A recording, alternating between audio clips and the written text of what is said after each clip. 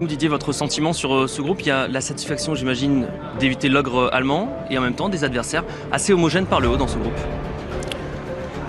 Oui, après, voilà, il y a des équipes que l'on connaît bien parce qu'on a l'habitude de les rencontrer, que ce soit l'Islande et l'Albanie. On aura un déplacement en Turquie où c'est toujours très chaud comme ambiance.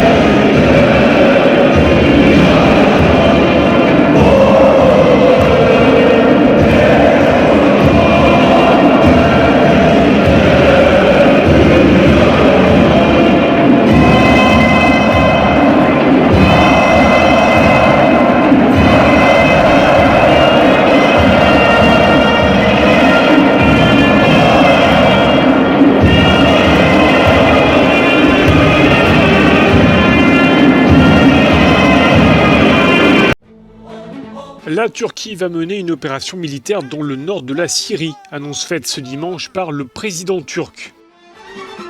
Recep Tayyip Erdogan brandissait cette menace depuis plusieurs mois. Il n'a pas donné davantage de détails sur le déroulement de l'opération.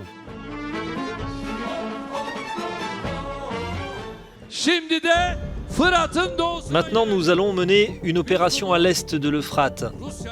Nous l'avons dit à la Russie et aux États-Unis. Il nous est impossible de garder le silence face aux tirs provocateurs effectués depuis la Syrie vers nos villes frontalières.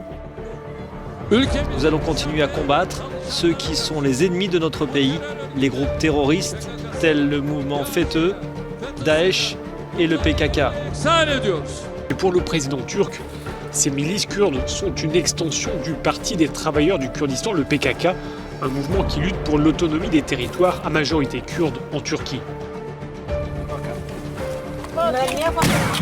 Recep Tayyip Erdogan réclame de longue date l'établissement dans le nord de la Syrie d'une zone de sécurité qui écarterait les combattants kurdes de la frontière turque.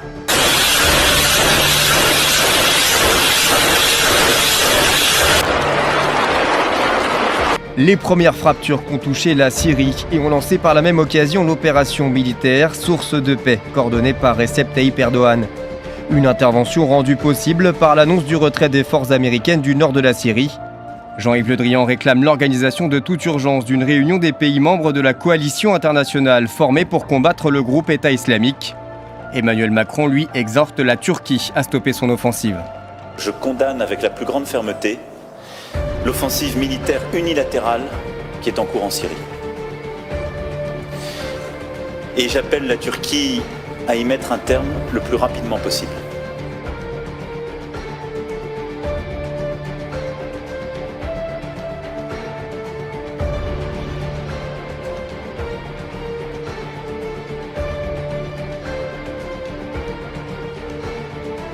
Maintenant, ce qu'il faut dire, l'opinion publique française est très peu suspect de sympathie pour la Turquie. Systématiquement, quand on teste l'entrée de la Turquie dans l'Union européenne, on a un nom massif déconnecté du clivage gauche-droite. Dans une étude internationale de l'IFOP, c'est en France que l'on est le plus favorable à la reconnaissance du génocide arménien. Et dans une étude IFOP fiduciale pour Sud Radio et Public Sénat de 2017 sur les pays qui menaçaient la paix, la Turquie, alors dans un contexte de paix relative, était très haut dans le classement des pays qui inquiétaient des Français. Ouais. On est dans une épuration ethnique, c'est ça dont il s'agit aujourd'hui.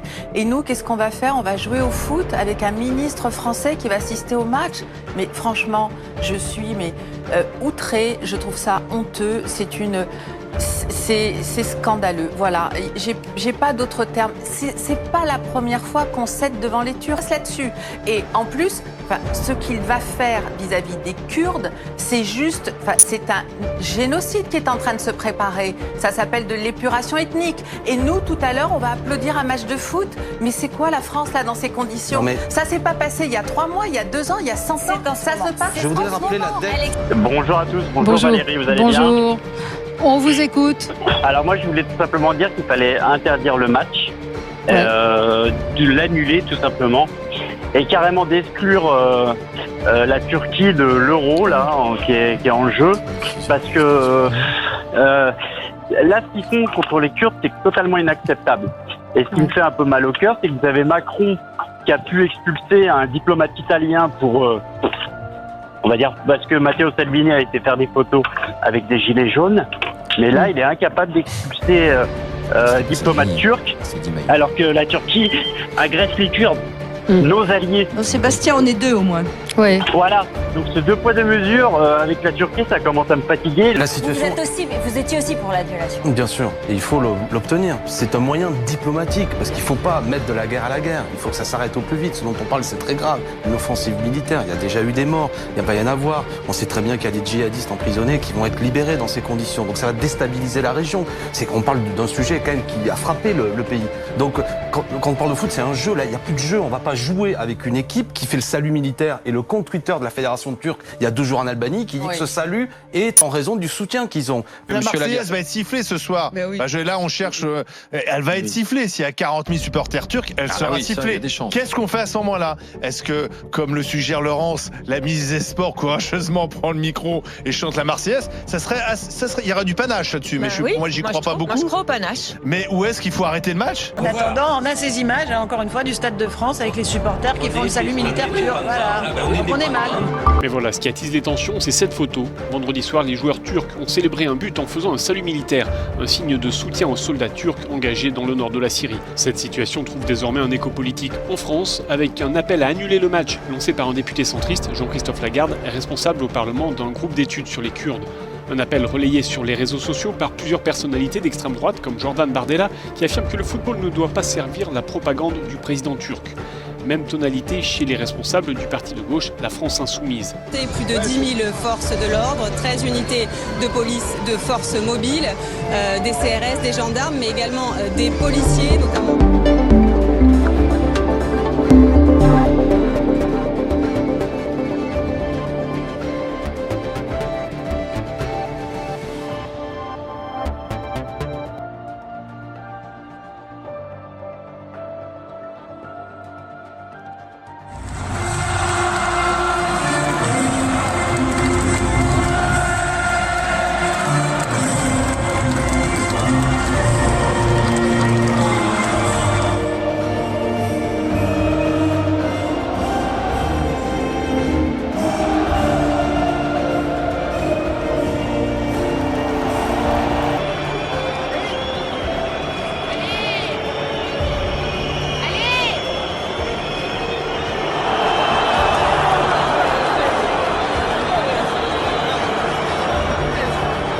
Absolument, elle s'est déroulée normalement. C'est vrai qu'il y avait beaucoup de craintes autour de cette rencontre en raison des vives tensions diplomatiques qui existent depuis la semaine dernière entre la Turquie et la France, qui font suite évidemment à l'intervention militaire qui contre les Kurdes. Une opération militaire qui a été condamnée par la France. On craignait des débordements. Une Marseillaise, par exemple, aussi sifflée par les milliers de supporters turcs qui étaient présents au Stade de France. Eh bien, il n'en a rien été. Pas de Marseillaise sifflée, pas de débordement en tribune.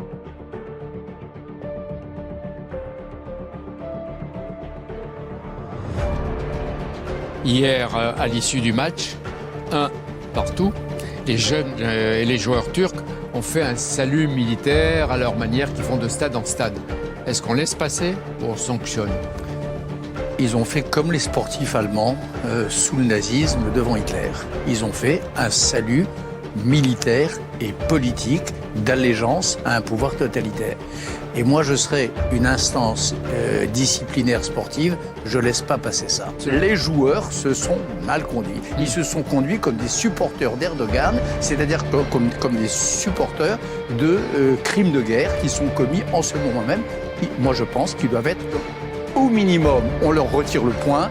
Et dans le meilleur des cas, pour moi, on les sort des qualifications pour l'Euro. Ce qui pose problème, c'est la célébration du but turc, avec les joueurs qui posent en faisant le salut militaire, signe de soutien à l'intervention armée turque contre les Kurdes en Syrie. Il l'avait déjà fait vendredi contre l'Albanie, et ça pose problème. Le règlement interdit toute référence politique sur le terrain. L'UEFA doit donc prendre ses responsabilités et sanctionner la Turquie. Sinon, ça ne sert à rien d'avoir des règles. L'instance du foot européen répète depuis vendredi qu'elle va examiner le dossier. Oui, faites-le maintenant. Je pense qu'un salut militaire qui salue des gens qui sont en train de massacrer des Kurdes, ça valait que l'interruption d'un match. Ouais. Il fallait interrompre le match. D'ailleurs, la FIFA va quand même se saisir un peu de ça. Elle va regarder les séquences vidéo pour savoir s'il y a des sanctions à prendre. Du coup, on en vient sur ce que disait quand même Philippe de Libourne tout à l'heure, c'est-à-dire que lui, à travers ce salut militaire, comme le port du voile, il mettait ça quasiment au même plan. Il dit que ce sont des gestes fascistes, quoi.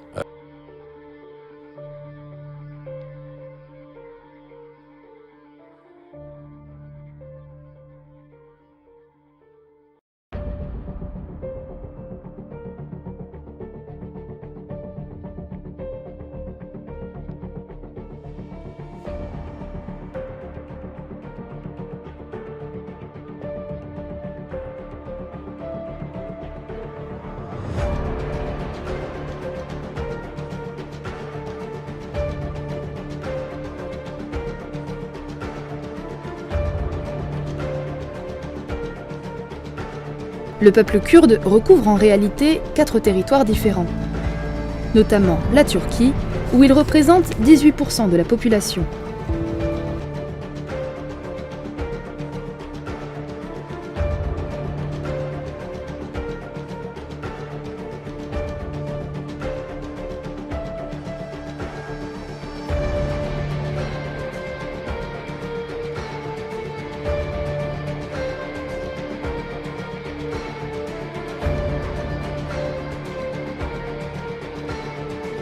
Depuis les années 1980, le gouvernement turc est en guerre contre une organisation kurde armée appelée le PKK, le Parti des travailleurs du Kurdistan.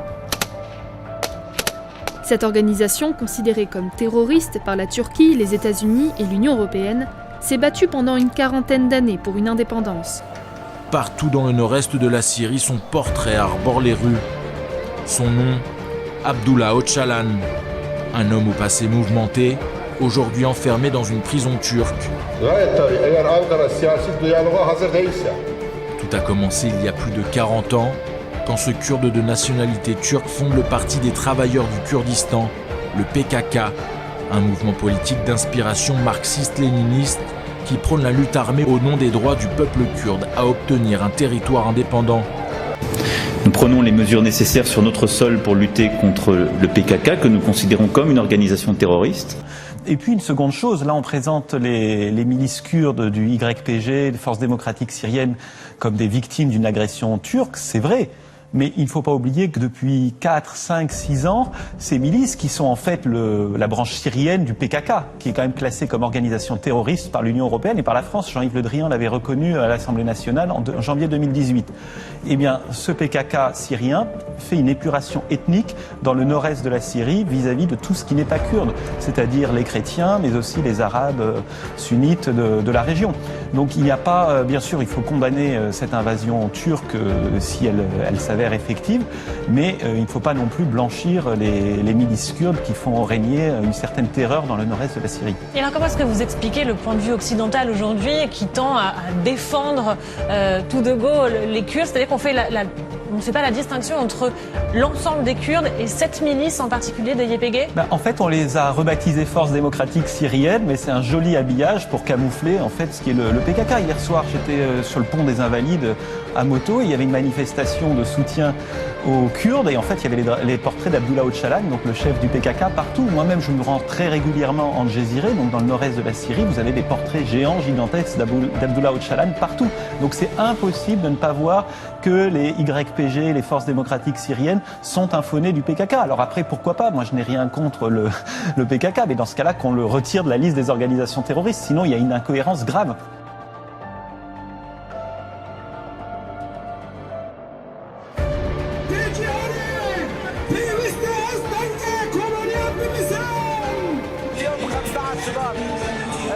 Aujourd'hui, 15 février, c'est la commémoration de l'arrestation du leader du peuple kurde. Pour nous, c'est une journée noire. C'était en 1999.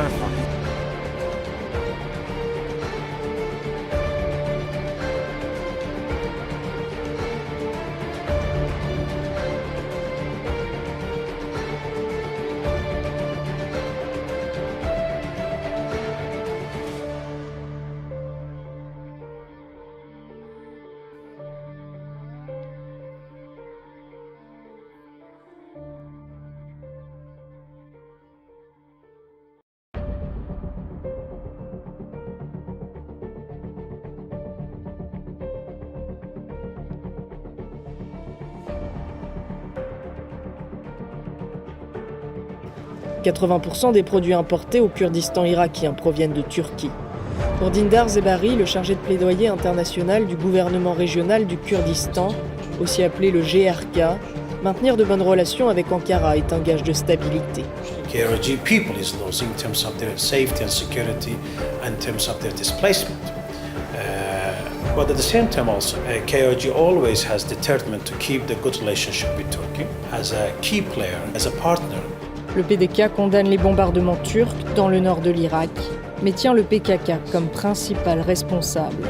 PKK should respect the territorial integrity of Kurdistan in Iraq and not to cause more headache and bring more chaos on the border areas or bring an excuse to Turkey to intervene.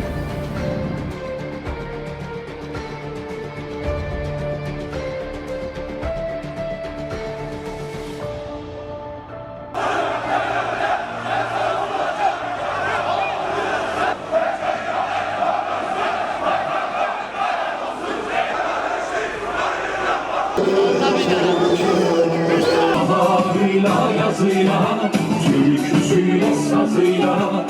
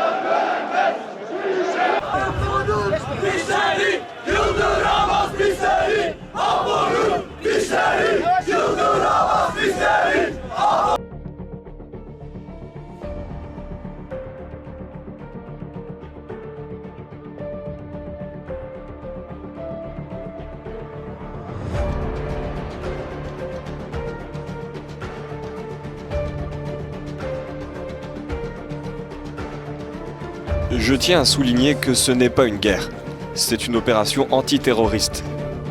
Nos soldats sont là pour lutter contre les terroristes et bien sûr nous soutenons notre pays et j'espère que tous nos soldats rentreront sains et saufs.